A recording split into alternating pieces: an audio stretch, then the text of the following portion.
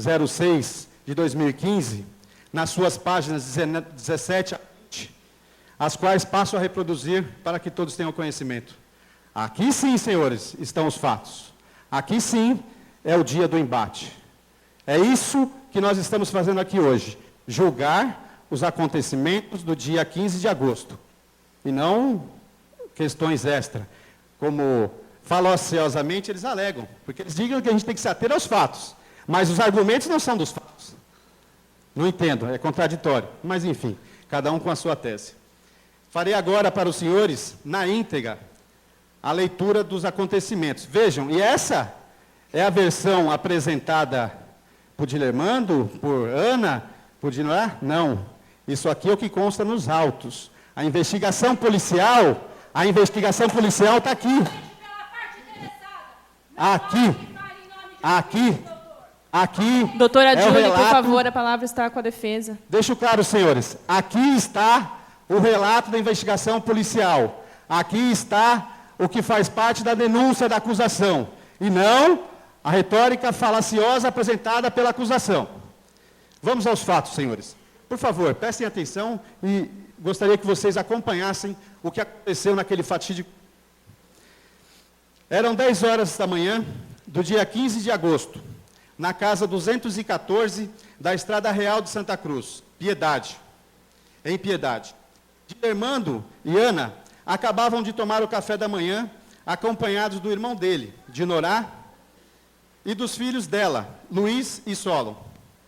Euclides, a campainha, foi atendido por Dinorá, perguntou pela mulher e os filhos, e logo foi se adiantando, subindo as escalas, enquanto comprimia a arma em seu bolso.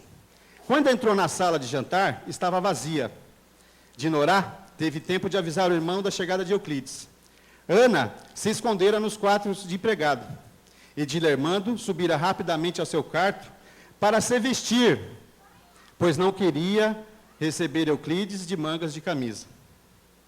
Euclides, perguntando por Dilermando, atravessa a sala correndo e gritando: "Vim para matar ou morrer!" A voz de Euclides ecoava, assustadora, por toda a casa.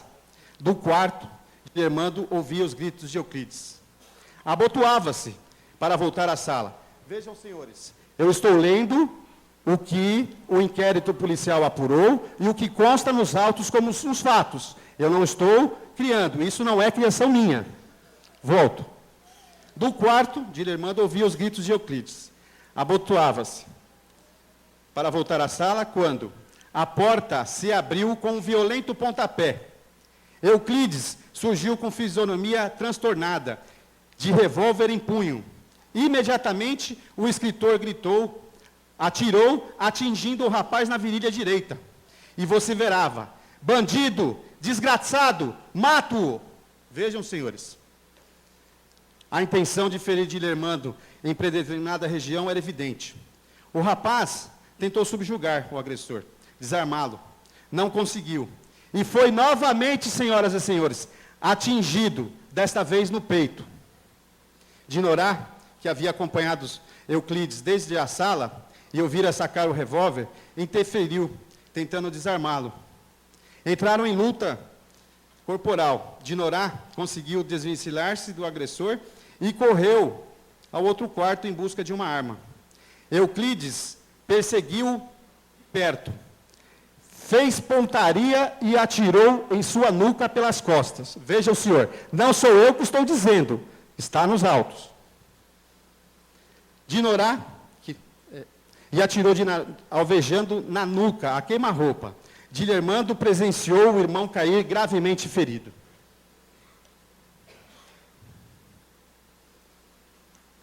Euclides fazia movimentos bruscos, acompanhado de gritos, insultos.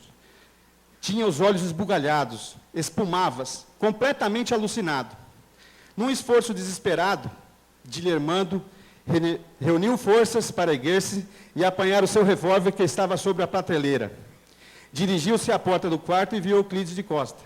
Na passagem dos corredores para a sala, agitado, olhando de um lado para o outro, como se procurasse alguém. Naturalmente, a esposa e os filhos que estavam escondidos. Dilermando, que tinha exímia pontaria, atirou somente para intimidar o escritor, sem pretender alvejá-lo. Não queria contê-lo e queria apenas contê-lo e fazer cessar o tiroteio.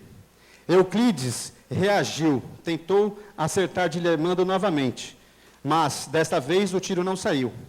Assustado, o rapaz mirou no pulso de Euclides e disparou. Vou ler vagarosamente.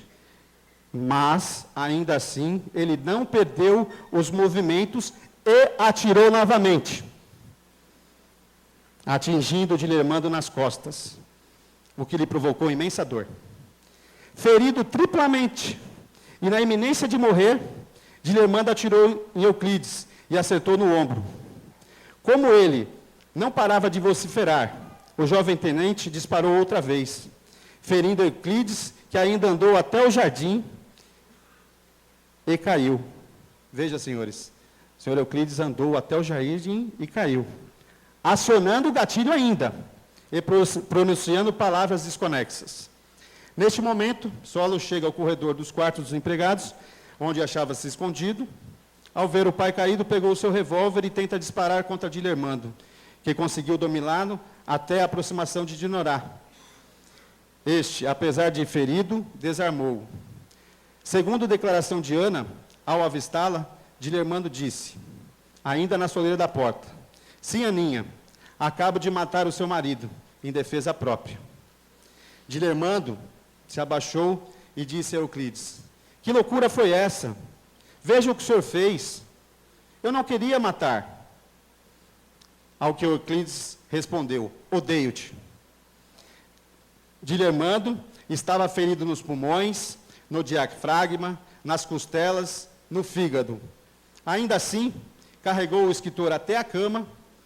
O sangue de ambos se misturavam por toda parte. Euclides da Cunha disse algumas palavras, perdoa-te, calúnia, intriga, fazendo com que o braço direito um gesto de quem pedia alguma coisa, vindo a falecer. Enquanto Ana ficou junto ao marido, Dilermando saiu à rua, pedindo socorro, solicitando às pessoas aglomeradas à sua porta que chamassem um médico. Pouco tempo depois, chegou o doutor, mas já era tarde. Senhoras e senhores, repito, está nos autos. No total, foram disparados 13 tiros, 7 de Euclides, 6 de Dilermando.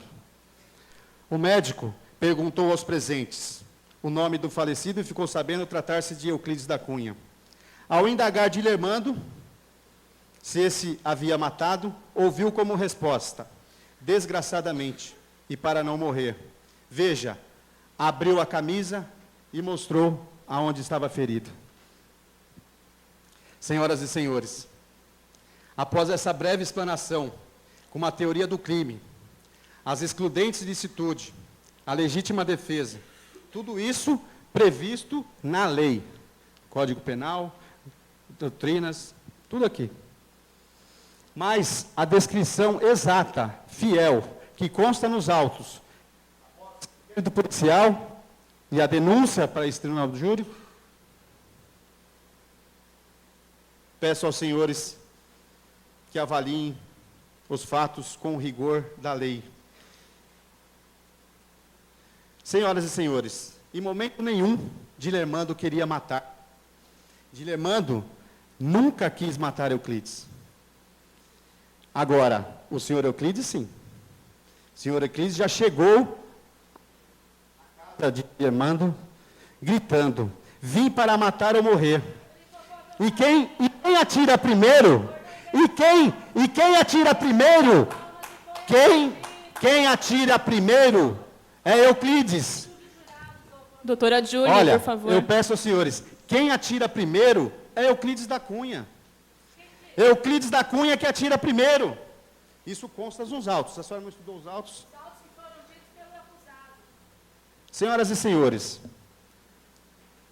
colocada a teoria do crime, colocada os fatos, eu gostaria de fazer algumas argumentações também. Foi dito aqui nesse plenário, pelo acusado Dilermando, que ele conheceu Ana em uma pensão. Uma pensão, senhoras. Pergunto-vos, será que a pensão, uma pensão, é o lugar apropriado para que, como aqui coloca a acusação, uma família viver? E não digo isso com preconceito não, porque existem pessoas que por falta de condição financeira, são obrigadas a morar numa pensão, que é moradia coletiva. Senhores, não era o caso de Euclides da Cunha. Como um homem que se diz intelectual, de reputação ilibada, parte para um trabalho, como a acusação nos achou, 5.000 quilômetros distante, e larga sua família sem qualquer condição de subsistência. Eles não falam, mas Euclides partiu para o Acre e deixou Ana e seus 2 filhos sem dinheiro para alimentação, senhoras e senhores. Ana viveu por muito tempo de favor na casa de um amigo, de um conhecido, conseguiu uma vaga da pensão. Vejam, senhoras e senhores, o principal autor desse enredo fatídico é o de Euclides da Cunha. Se ele tivesse dado um lar para Ana, tivesse dado uma casa para Ana, ela não teria ido a uma pensão. Ela não teria conhecido um outro homem, se apaixonado por outro homem. Eles vêm me falar de família? Que família é essa? Que pai responsável é esse que abandona os filhos e as mulheres? Ah, se precisar de alguma coisinha, pega com fulano. Senhoras, não é possível admitir essa tese. Ana e Euclides não eram felizes no seu casamento, senhoras e senhores. Toda a sociedade sabia disso. Euclides possuía um caráter arredio, focado apenas e preocupado única e exclusivamente com a sua carreira profissional. Não dispensava um carinho sequer à sua mulher. Abandonava, deixava. Era um verdadeiro inferno o casamento. Todos os senhores conhecem o rigor que existe para que qualquer cidadão possa ingressar e seguir uma carreira militar.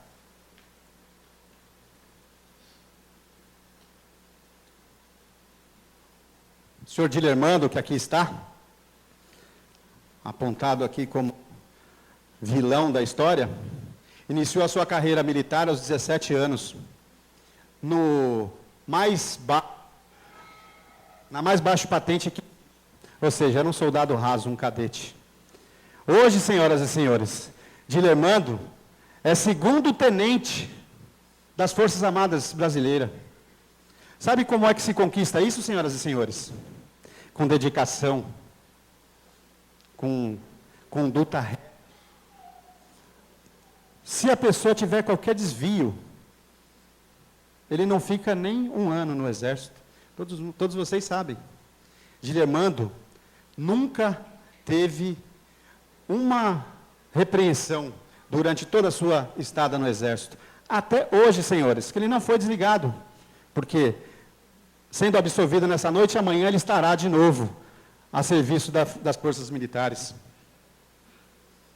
A conduta do senhor Dilermando sempre foi irrepreensível. Até esses dias fatídicos, nunca tivera numa delegacia de polícia.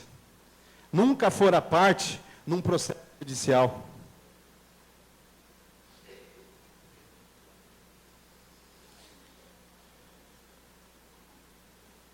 Os fatos, senhores, comprovam que o senhor Dilermando, militar, exímio atirador, campeão brasileiro de tiros, que tinha uma arma em casa, sim, carregada, municiada, porque isso é praxe.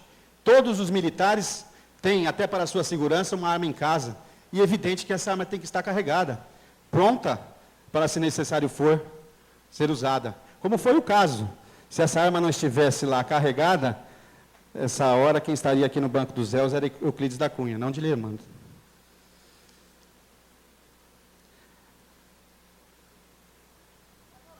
Repito que o grande autor dessa verdadeira tragédia é o senhor Euclides da Cunha. Euclides da Cunha fosse um cidadão tão eficiente na sua família como fora profissionalmente, Ana não se encantaria por outro homem. Ana seria fiel a Euclides. Agora, o discurso da acusação me trouxe algumas reflexões. Senhoras e senhores, a nossa sociedade, ela vive num constante processo de transformação. As coisas mudam. Hoje, o conceito de família é um. Amanhã, o conceito é outro.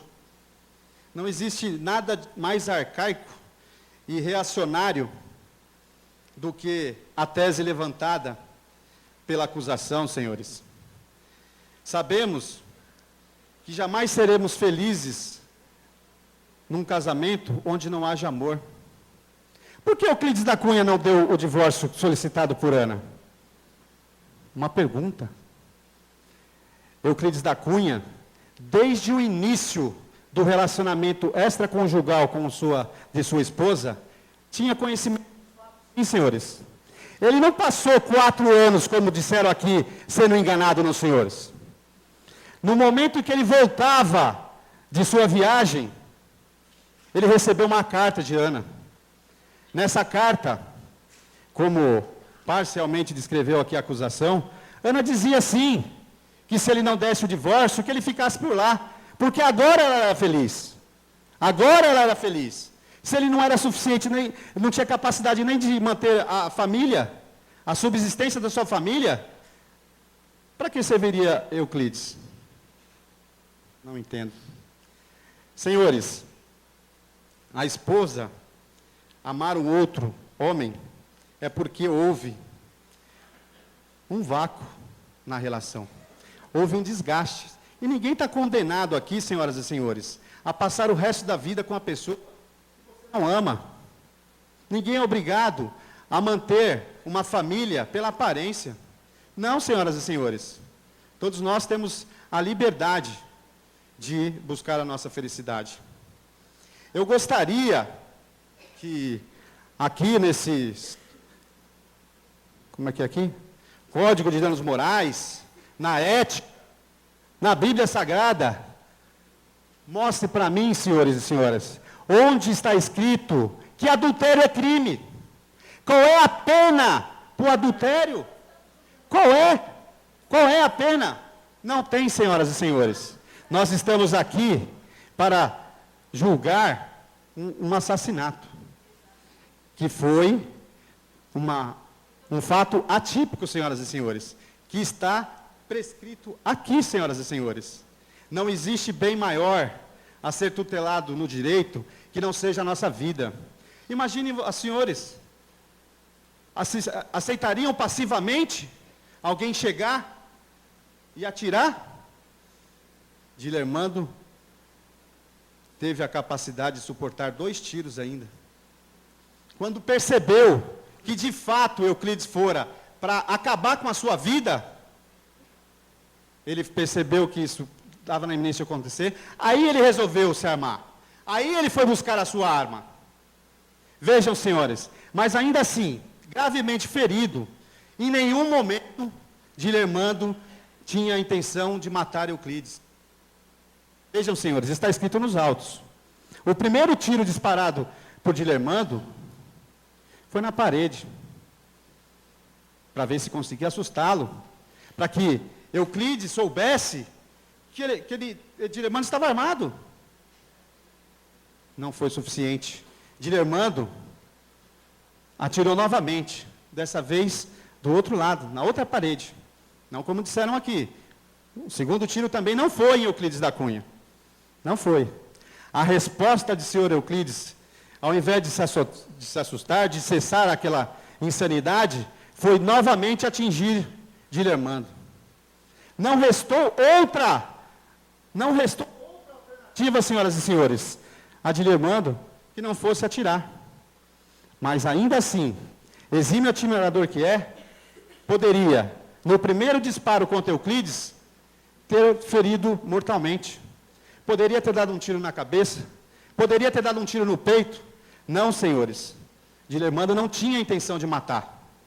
Dilermando acertou no pulso, acreditando que, imobilizando o pulso, cessaria o tiroteio, cessaria essa tragédia. Não, senhores. Ainda com o pulso ferido, o senhor Dilermando, mais uma vez, recebeu um tiro de Euclides da Cunha. Dilermando não teve dúvidas que morreria. E para não morrer, ele sim, deferiu um tiro fatal em Euclides da Cunha.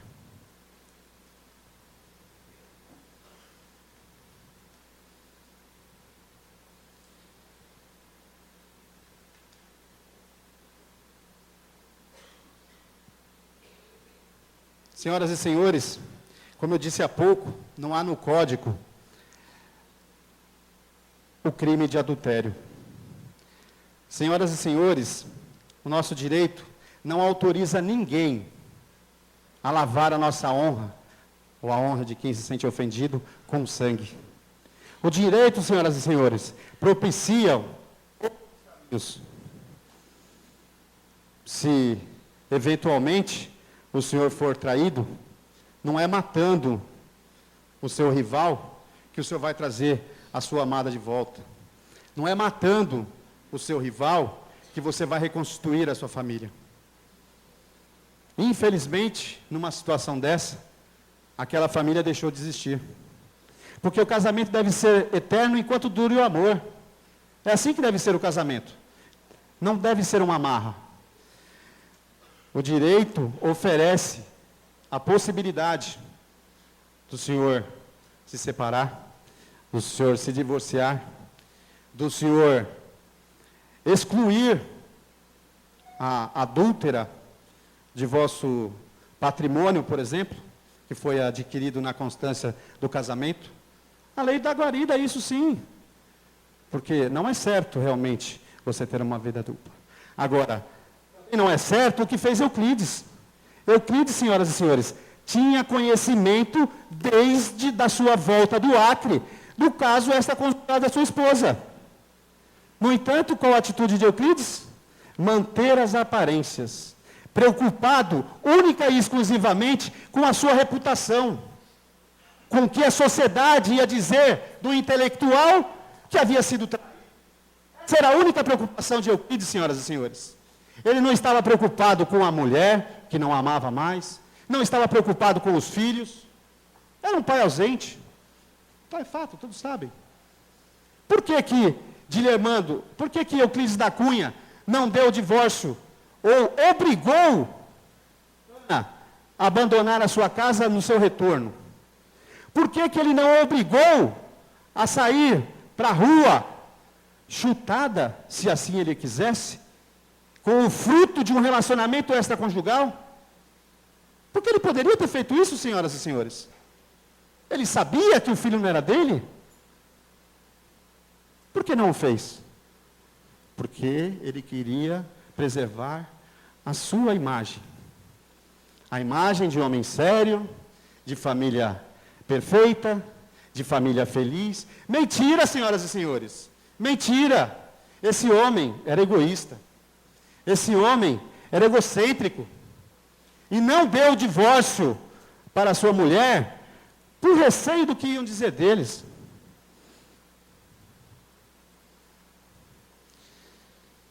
Senhoras e senhores, reitero, o direito oferece outras alternativas.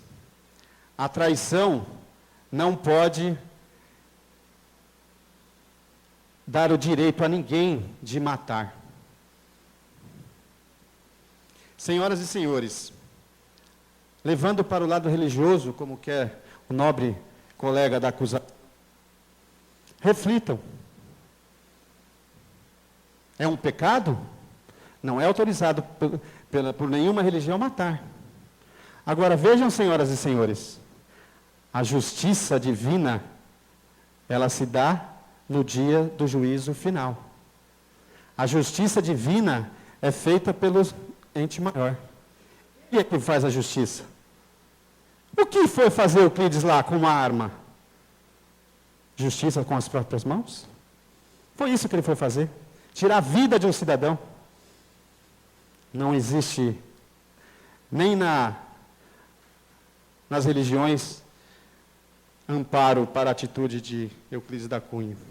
Para aqueles que defendem a tese moralista, como os danos morais, se bem que danos morais para o direito civil, não para o direito penal, né? Mas os danos morais, senhoras e senhores, como nós aprendemos na aulas de ética,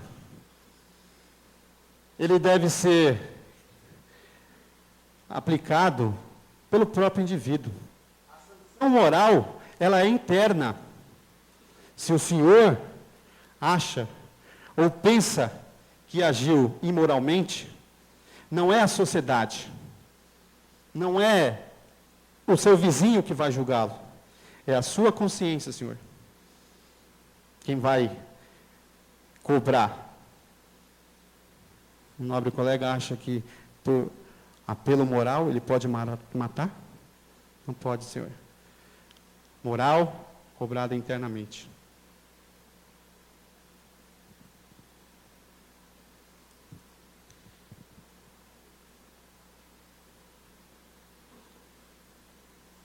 Já estou encerrando.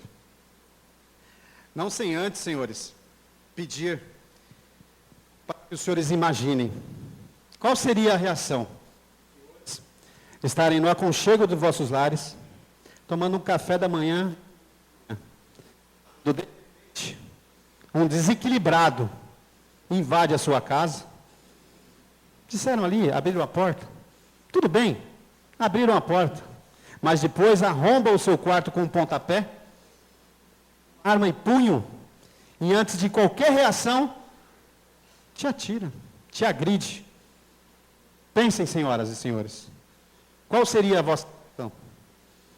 Será que os senhores viraria para ele atirar no outro lado? Jesus Cristo virou a face para bater. Agora, duvido que qualquer ser humano que veja a sua vida em risco, não vai se defender, não vai reagir. Eu gostaria, antes de encerrar, de fazer uma citação da escritora Luísa Maggi, que também é promotora de justiça. Portanto, na maioria das vezes atua do lado da acusação. Mas é um texto interessante, eu gostaria de ler para os senhores. Não se pode obrigar ninguém a gostar de ninguém, nem impedir que o amor se realize quando ele, espontaneamente, aparece. Duas pessoas têm o direito de permanecer livre, mesmo assumindo os compromissos de uma relação conjugal. Desde que a escravidão foi banida, ninguém mais pode considerar-se proprietário de outra pessoa. Isso também vale para as mulheres e para os homens que se casam. Senhoras e senhores, não esqueçam, o maior bem tutelado pelo direito é a vida. Por isso, senhoras e senhores, peço a absolvição do senhor Dilermando. Passo a palavra para o meu colega assistente de defesa para que ele utilize o tempo restante.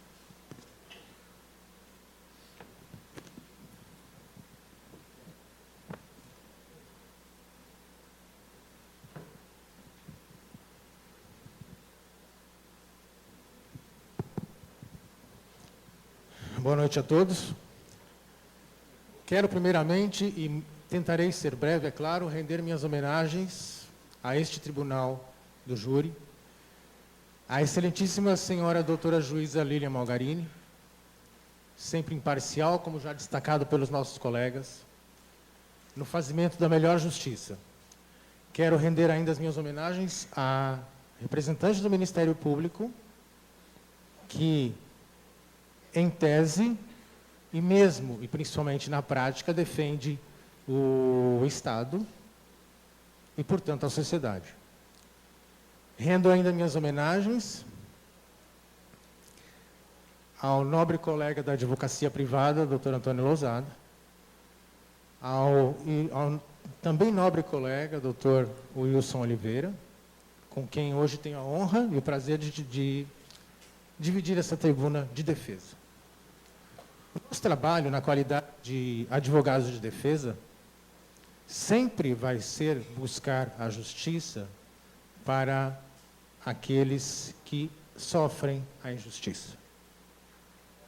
É isso que, mais uma vez, nós pretendemos fazer hoje.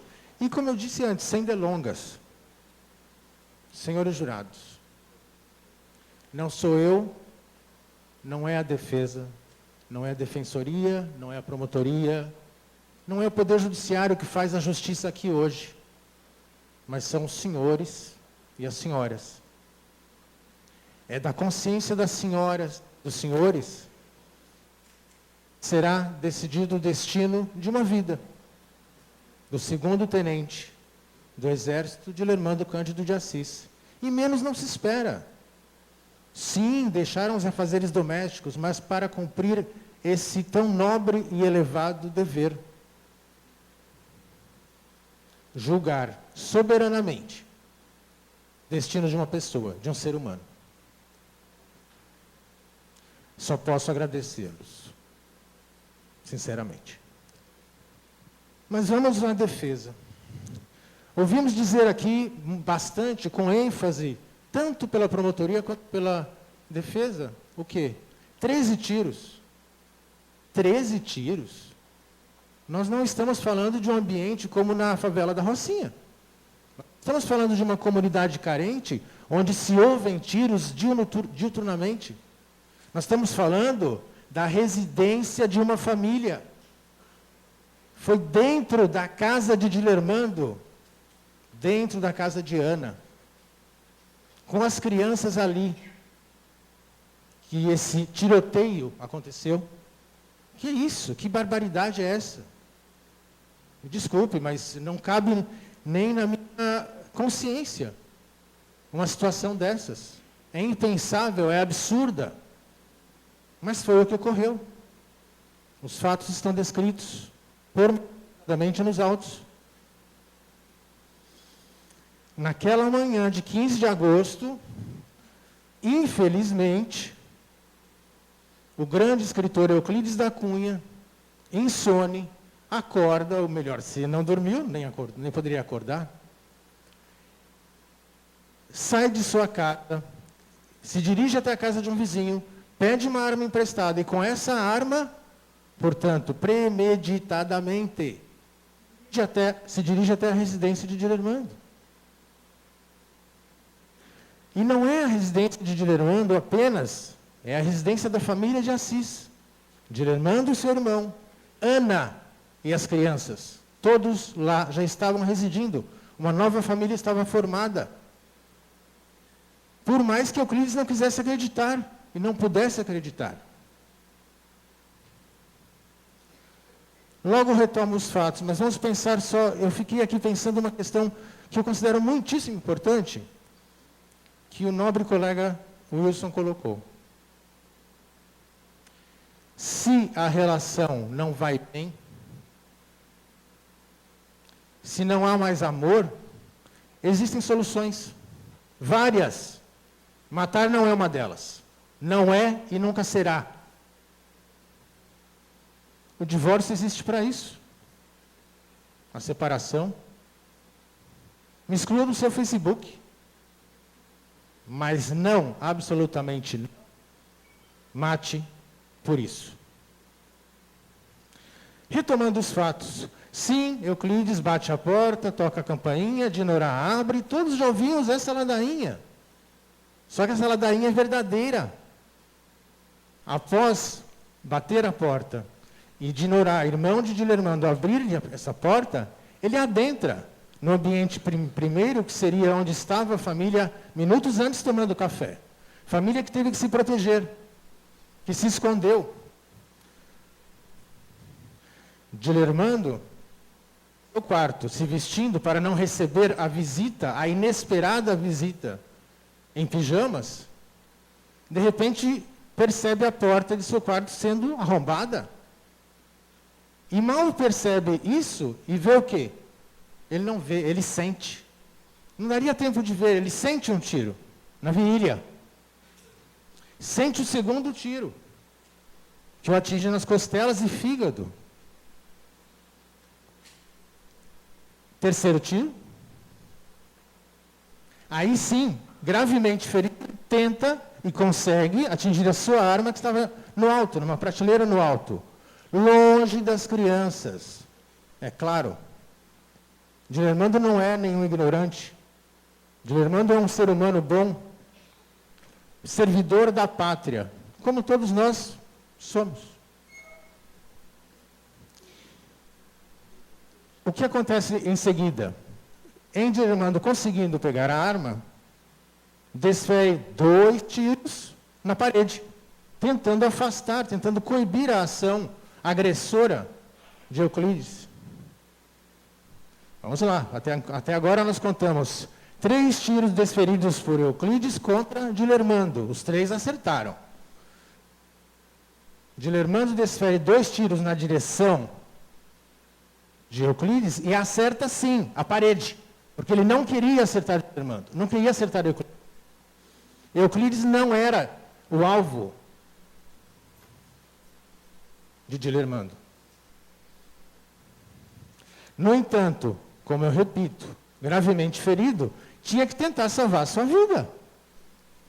E mais, não era só a sua vida. Nessa tentativa, ele atira no pulso de Euclides. Sim. Mas eu tenho certeza, e claro, conforme nós ouvimos e muito conversamos com o segundo tenente-coronel Dilermando, ele naquele momento estava protegendo com a sua própria vida Ana Ribeiro, sua amada, as crianças, seus filhos, o seu irmão, Dinorá. Dilermando protegia a sua família com a sua própria vida. Não há como negar esses fatos. Imagine-se. Imaginem-se, senhores jurados, senhoras juradas. 3 tiros. Gravemente ferido. E ainda encontrar forças para uma reação tendente não a matar, mas a afastar a agressão. Porque é injusta a agressão, como exige um dos requisitos da legítima defesa. Com relação ao caráter da necessária moderação... Doutor, conforme o tempo combinado, faltam apenas 5 minutos para o termo. Muito obrigado, Excelência. A defesa exige a reação moderada do agredido. Vamos voltar aos números. Foram 6 tiros desferidos por Dilermando, dos quais ele acertou 3 na parede e 3 em Euclides. 3 na parede e 3 em Euclides. Euclides da Cunha desferiu quantos tiros? Não me respondam, por favor. 7 foram os tiros dados por Euclides da Cunha, tendo acertado 3 de modo muito grave a Dilermando. 3 do total de 7, ele acertou em Dinorá, o irmão de Dilermando, inclusive um deles, na nuca, pelas costas, sim, na nuca. Tiro esse que veio a causar-lhe a paralisia. Hoje está em cadeira de rodas.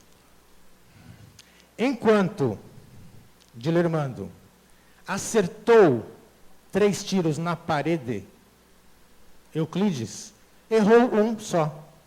Foi para a parede, mas ele errou. Euclides tinha a intenção de matar. Dilermando tinha a intenção de proteger a sua família. Se isso não é legítima defesa, senhores jurados, juradas, eu não sei o que é. Se isso não é legítimo, proteger a sua família e a si mesmo com a sua própria vida. Por hora eu agradeço a atenção.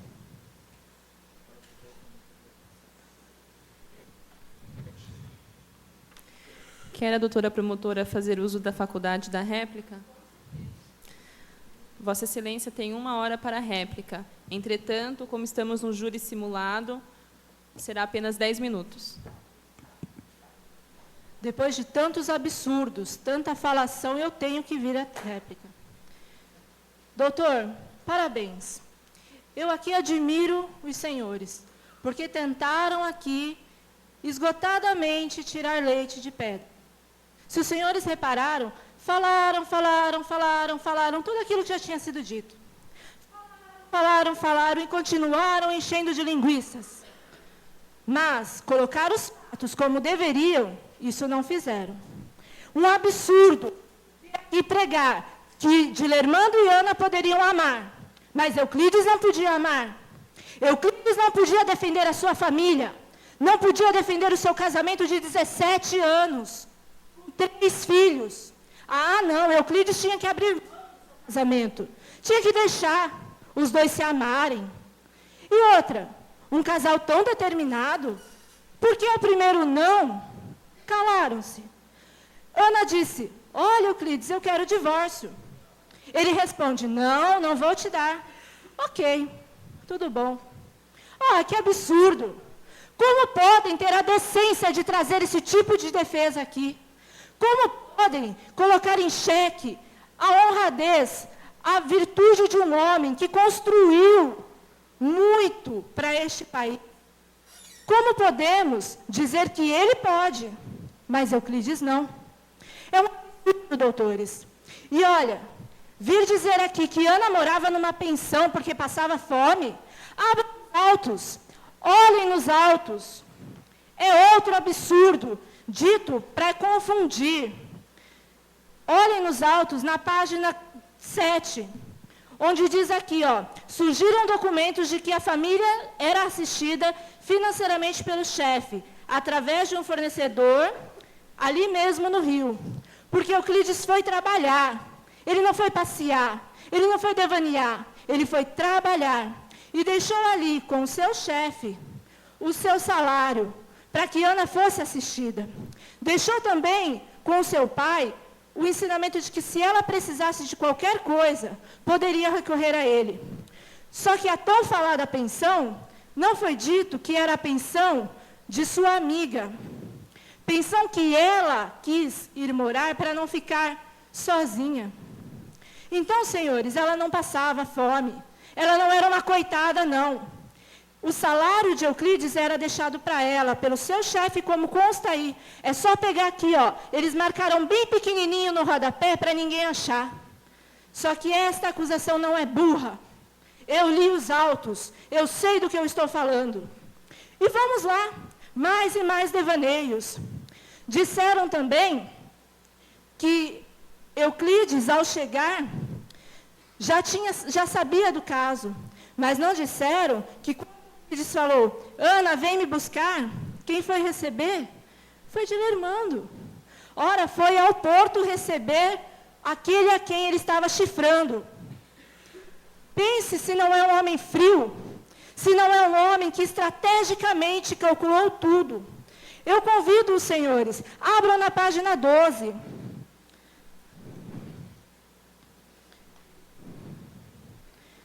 O casal mudou-se da pensão para uma casa alugada, a fim de viver com maior tranquilidade.